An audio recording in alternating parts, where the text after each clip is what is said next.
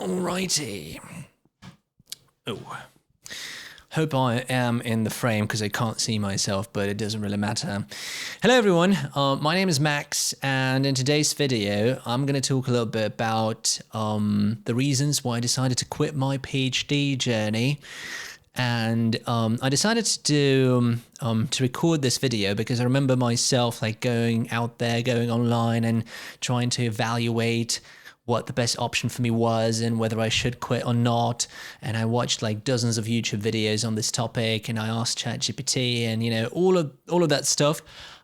So I thought that it could be helpful to someone as well. A short disclaimer.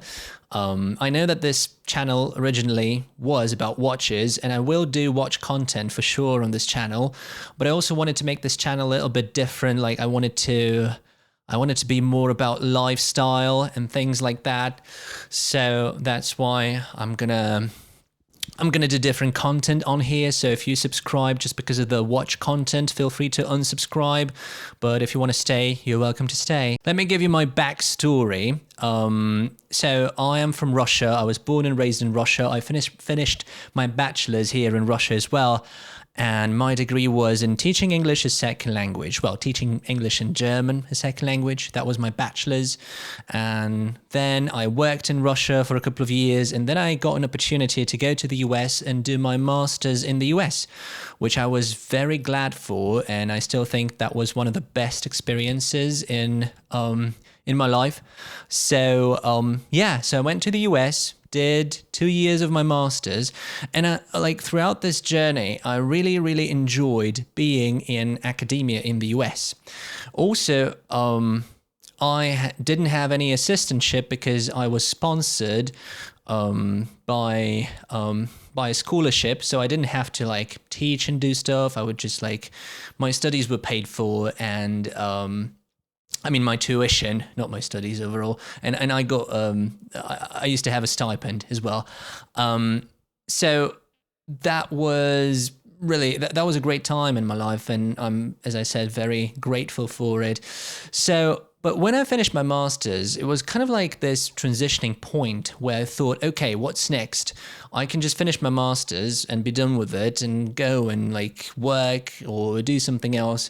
Or I can stay in academia and maybe get a PhD because, at the time I thought that, your PhD is it's the ultimate degree, right? You can't get, higher. You can't get higher than your PhD, basically.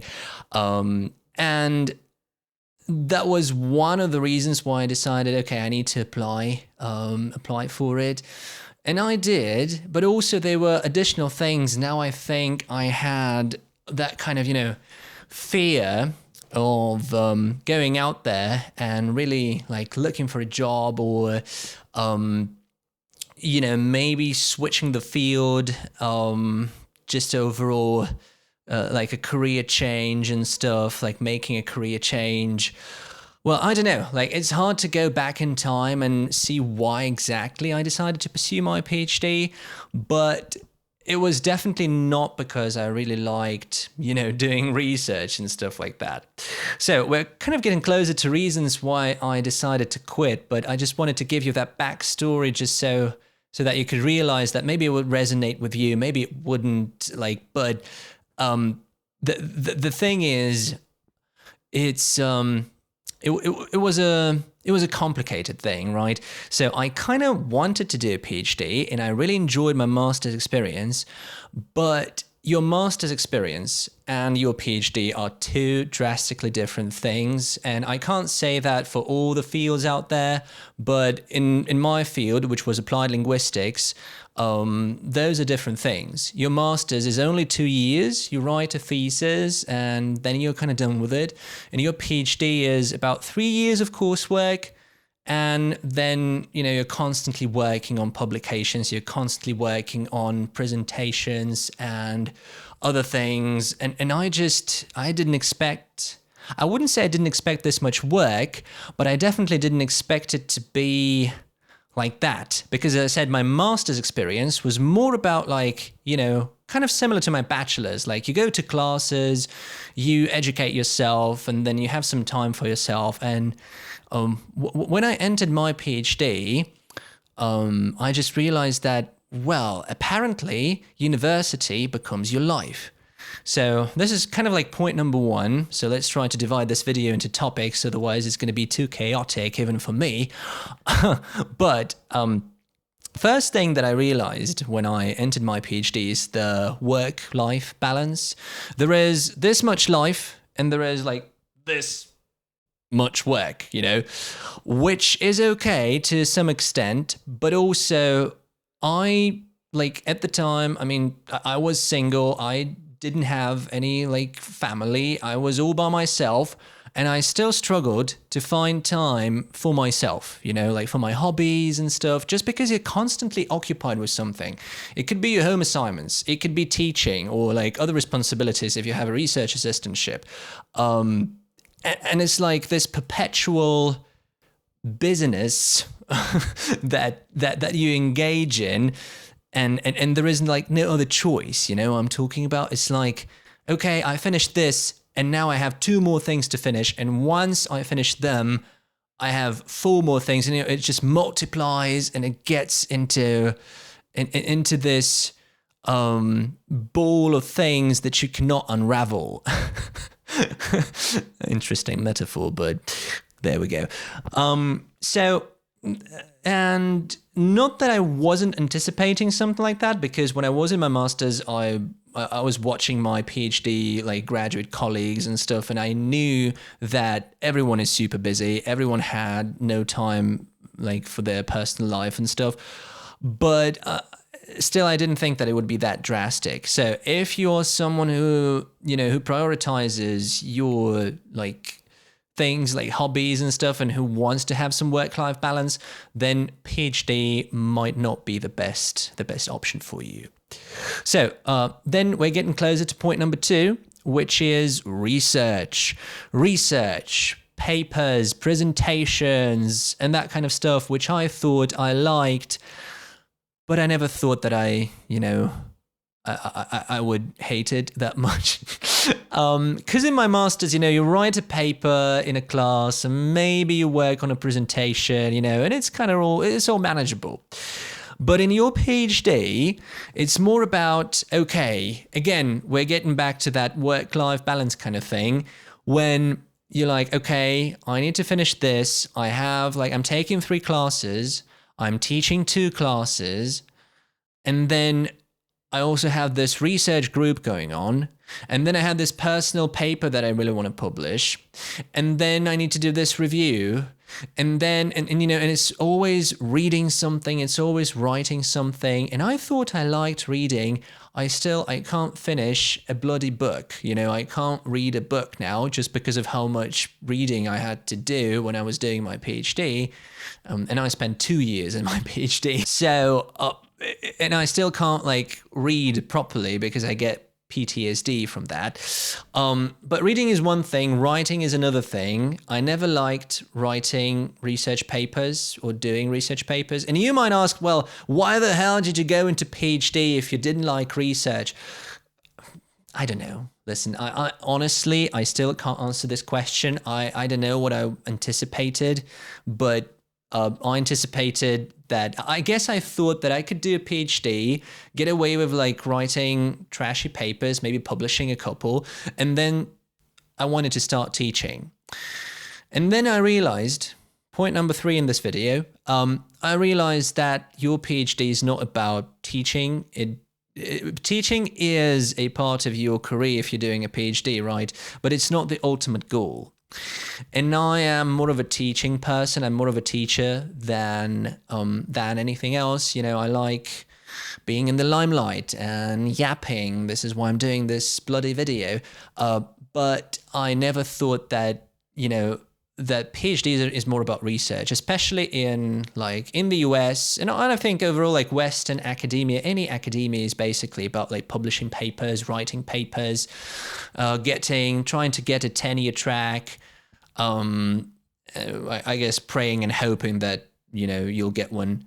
I guess I got really frustrated with the amount of writing that I had to do. And because I didn't like it, I like in my research, I liked certain parts. I liked data collection. I absolutely hated writing literature reviews. And I think this is when I realized, okay, I don't think it's sustainable. And point number 4 is publishing.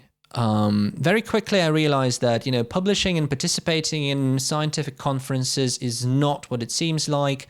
Publishing is more about, you're putting so much effort into your paper.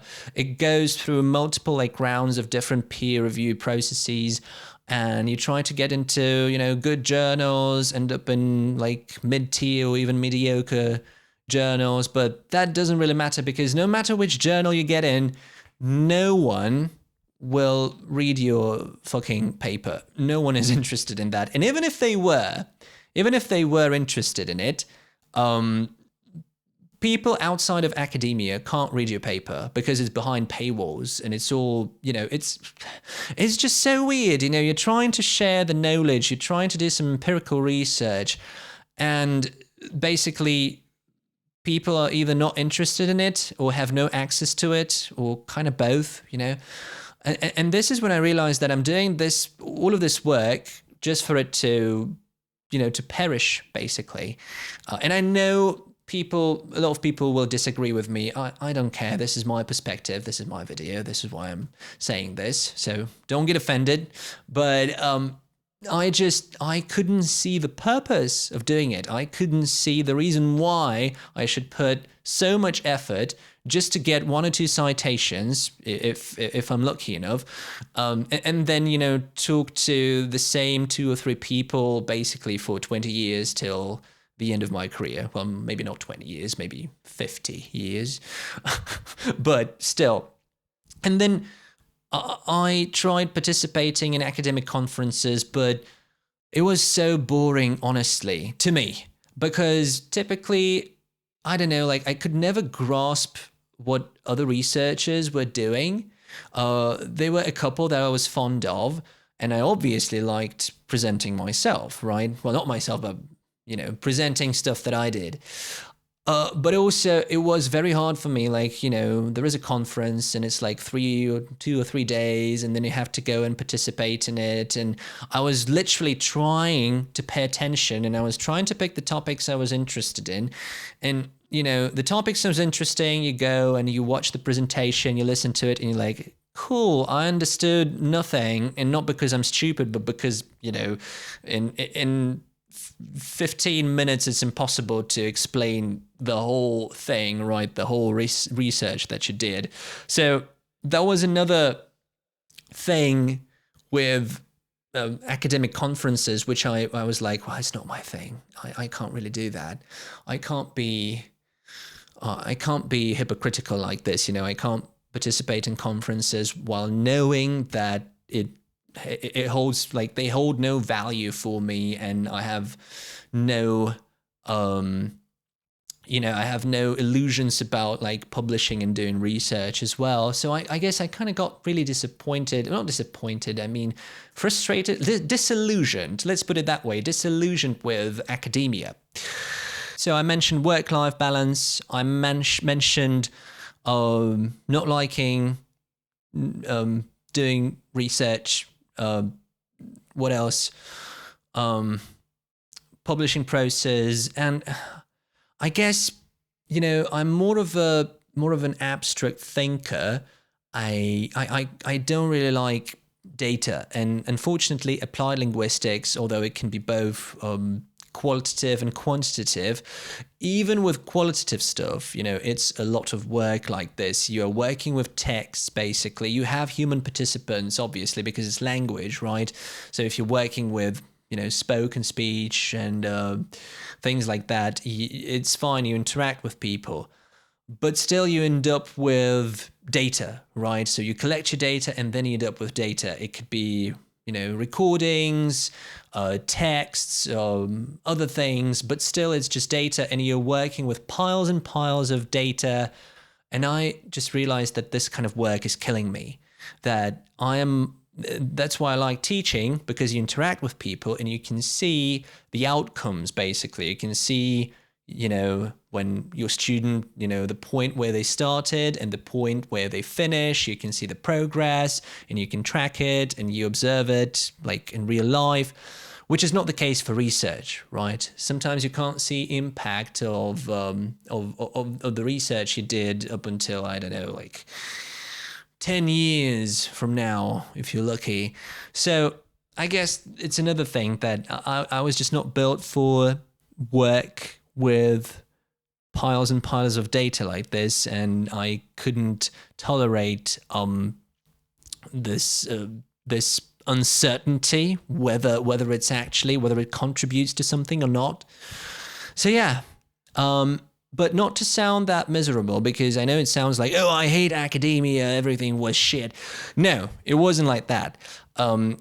Actually, my department was one of the best. Like, they collected the best people in the world. Like, literally, if it wasn't for the people, I think I would have quit much, much sooner, just because, the people made me stay, not because they forced me to stay, no, but because I really wanted to stay because of the people. The department was super supportive. I had the best peers. I had the best cohort.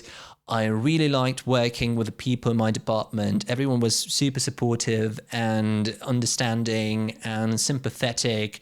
So even to the point when I decided to quit and I informed people about this, I got nothing but respect for my decision. No one tried to stop me or prevent me from doing that. No one was no one disapproved of it.